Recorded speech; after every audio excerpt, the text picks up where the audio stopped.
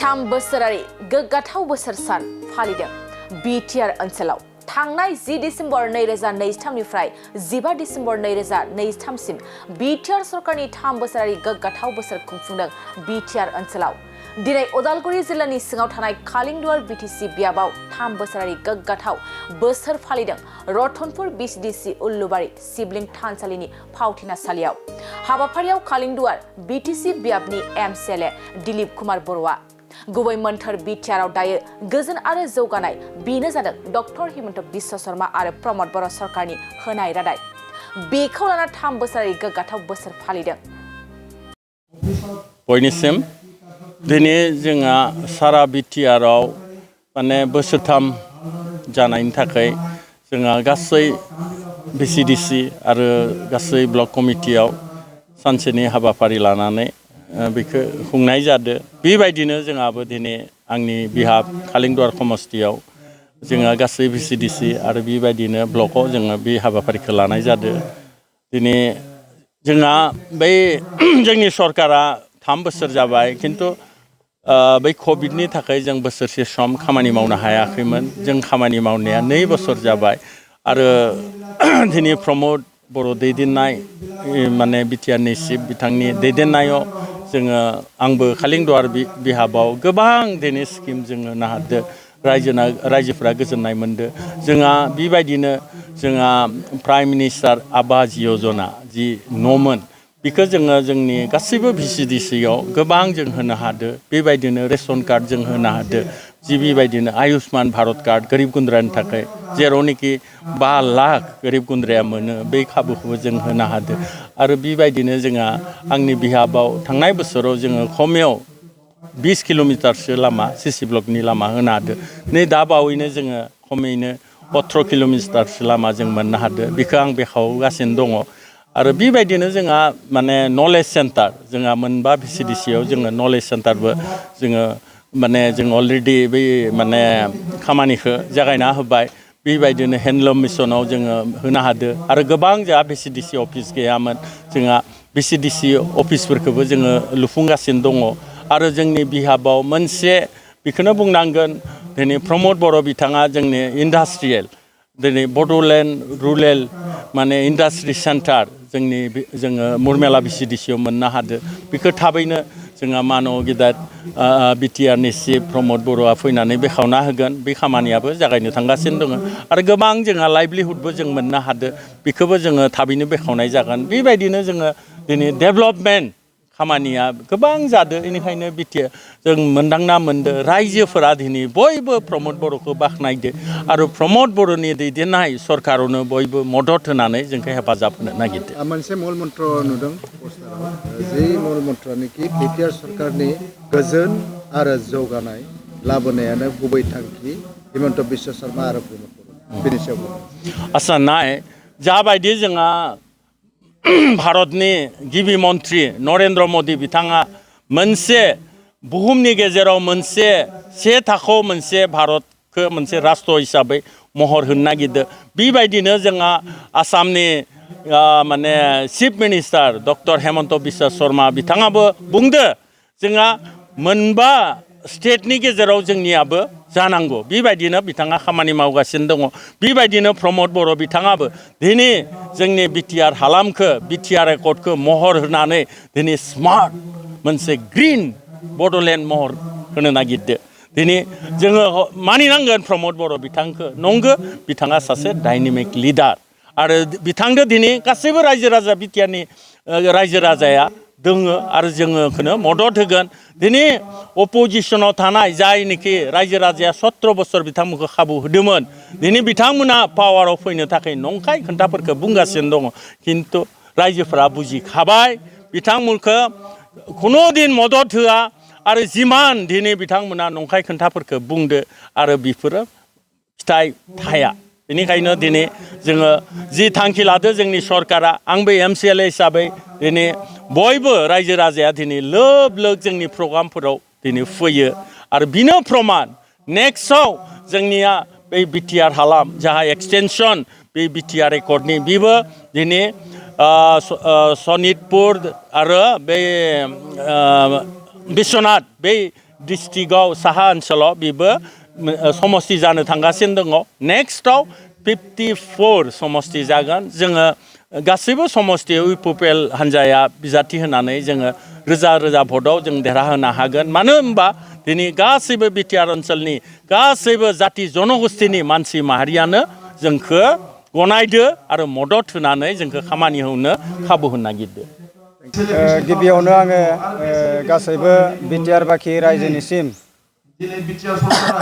फैबाय थानाय ख्रिस्टमास आरो मागो फोरबोनि आंनिफ्राय गोजोन हामग्लायनायखौ आङो बयनिसिमबो बावहरबाय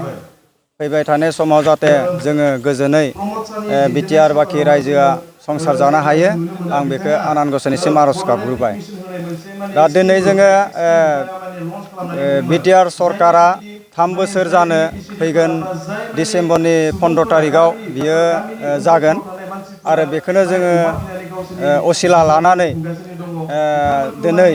समस्ति वाइजआव बे हाबाफारिखौ मोनसे सेलेब्रेसन हिसाबै जों लानाय जादों मैया बिसिडिसि लेभेलाव जादोंमोन दिनै समस्ति वाइजआव जादों आरो गाबोन जिल्ला लेभेलाव जागोन आरो बेबायदिनो बे हाबाफारिया 15 तारिखसिम गाजा गोमजायै बे हाबाफारिखौ आबुङै खुंफुंनाय जागोन दा दिनै जोङो खालिंदुवार समस्तिया बेहाय माने बे हाबाफारिखौ खुंफुंनाय जादों आरो बेहाय बे हाबाफारिखौ खुंफुंनो मोननानै आं जोबोद गोजोननाय मोनदों मानो होनबा सरकारा प्रमद बर'नि मानाव गेदेर प्रमद बर'नि दैदेननायाव बिटिआर सरकारा बिराद मोजाङै दिनै 3 बोसोर मोनसे आबुं जाबाय आरो बे 3 बोसोर बिटिआर सरकारा जिखिनि बाथ्रा होदोंमोन जे सरकार खालामनो हायोब्ला इउपिपिएल दोलोआ जे निश्चय मोजां मोनसे खुंथाय होगोन रायजोनो होननानै मोनसे प्रतिश्रुति होदोंमोन आरो बे लेखायैनो दिनै बे 3 बोसोर समाव गोबां माने जौगानाय मोनसे हाबाफारि लानानै बेयाव खामानि मावनो हानायनि बा खामानि मावनो हानायखौ जों नुनो मोननाय जादों जेराव जोङो जायफोरखौ जोङो सिगांनि सरकाराव जों आसा खालामनो हायाखैमोन दिनै बे सरकाराव जोङो खम समनि गेजेरावनो थोंजोङै रायजो राजा मुलाम्फा जानाय हिसाबै गोबां मोनसे आसनि लानानै बे खामानिफोरखौ मावफुंदों जेरै माने थांनाय समफोराव जेरैबायदि माने गोरिब न'खरनि PMAY न'फोरखौ मोननो हायाखैमोन लुफुंनो हायाखैमोन दिनै मोनफ्रोमबो गामियाव बे न'खौ लुफुंनो हानाय जादों बे जोङो नुङोब्ला जोंनि बे खालिंदुवार समस्तियाव फ्राय माने 6000नि बांसिन माने न'फोरा लुफुंनाय जाबाय आरो गोबां माने दंबावो बेखौ लुबाय थानाय जादों दा बे हिसाबै थोंजों जोंनि जि गोरिब गुन्द्राफोरा जेरैबायदि माने मोनथाय ना सरकारनि आसनिफोरखौ मोननो नांगौ बेखौ सिगां मोनाखैमोनब्लाबो दायो थोंजोङै बेबायदि आसनिफोरखौ लानाय जादों गोदान आसनि लादों अनसाय बिथांखि माने गियान सोरां बिथांखि माइनाव सोरां बिथांखि आलारि सोरां बिथांखि जायफोर बिथांखिफोरा थोंजों बेनिफिसारि बा माने राजहुवा अनुस्थानफोरा गोबां लाब जादों बेयाव माने बिलायलायनो नाङाखै जेनेबा प्रमद बर' मानगोनां प्रमद बर' बिथाङा माने थोंजोङै बे समस्याफोरखौ बुजि मोनो हिसाबै जे जोंनि थोंजोङैनो माने बे गामिफोरा बा गामिनि आइ आफा रायजो राजाफोरा जेरैबायदि समस्यायाव गोलैना दोङो जेरै लामा दालां ना बेफोरनि समस्या जेरै फरायसालि माने सोलोंथाइ लानायनि फरायसालिफोरनि जि अबस्था बेफोर गासै बिथिंफोरखौ नोजोर होनानै मोनसेबो थालाङा जासे ना गासैखौबो नोजोर होनानै मोनफ्रोमबो डिपार्टमेन्टफोरखौ एक्टिभ खालामनानै खामानि मावगासिनो दङ आरो बे 3 बोसोर माने बोसोर जानायजों लोगोसे बेहाय गोबां खामानिफोरा मावफुंजाबाय आरो गोबां खामानिफोरखौ मिशन लानानै दिनै खामानि मावनो नागिरदों जायफोर मिशनफोरखौ जोङो मावोब्ला बा मावफुङोब्ला थारैनो जोंनियाव जि माने समस्या दोङो ना रांखान्थिनि समस्या मा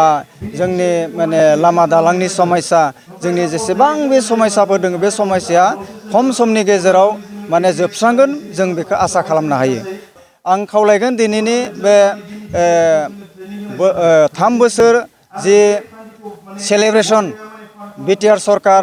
दाफुंनायनि बा मावफुंनायनि बेनि गेजेरजों गासैबो रायजो राजाया माने सरकारजों थानानै मोजाङै मदद होफानानै माने मोजाङै मावफुंनायाव ना